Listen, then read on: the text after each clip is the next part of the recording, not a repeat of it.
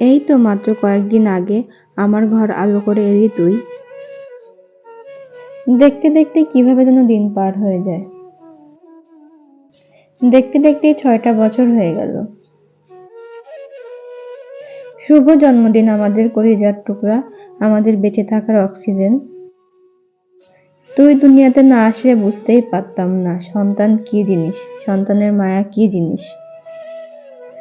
এই ৬ বছরে তুই জীবনে যতটুকু যুদ্ধ করেছিস, এই দিনগুলো যেন তোর জীবনে আর না আসে।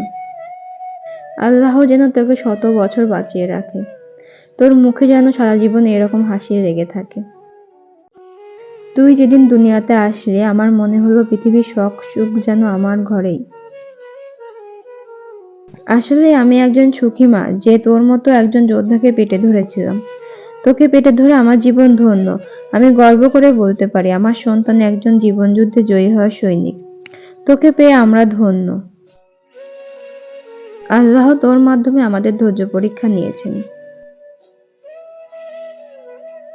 আল্লাহ যেন তোকে আর কোনো কষ্ট না দেন।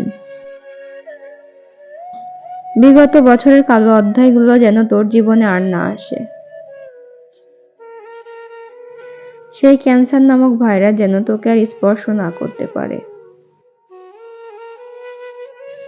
আল্লাহ তোর একটা চোখ নিয়ে নিয়েছেন, তাতে কি?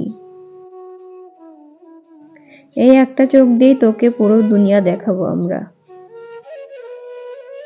আর যদি কখনো সম্ভব হয়, আমার চোখ দিয়ে তোকে পুরো দুনিয়া দেখাবো আমি।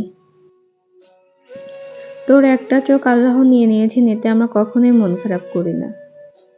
বরং আল্লাহর দরবারে হাজার হাজার শুকরিয়া আদায় করি, আল্লাহ তোকে আমাদের মাঝে রেখেছেন এজন্য।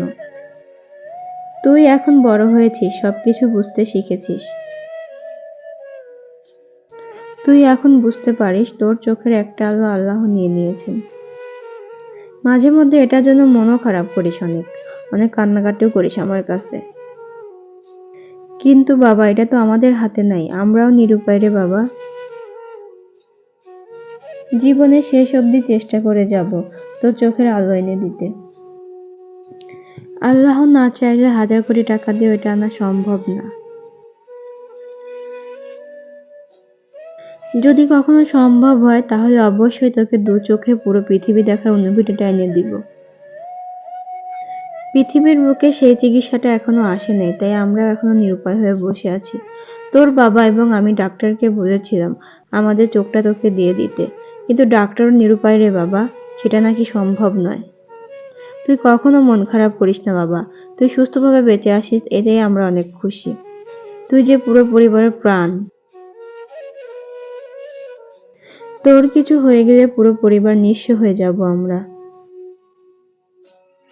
আল্লাহ তোকে ১০০ বছর বাঁচিয়ে রাখুক, হাসি খুশি রাখুক। সবাই এই নিষ্পাপ পাখিটার জন্য দোয়া করবেন। আল্লাহ যেন এই নিষ্পাপ পাখিটাকে সুস্থ রাখে সব সময়, আর হাসি খুশি রাখে। বড় হয়ে যেন একজন ভালো মনের মানুষ হতে পারে। আমিন।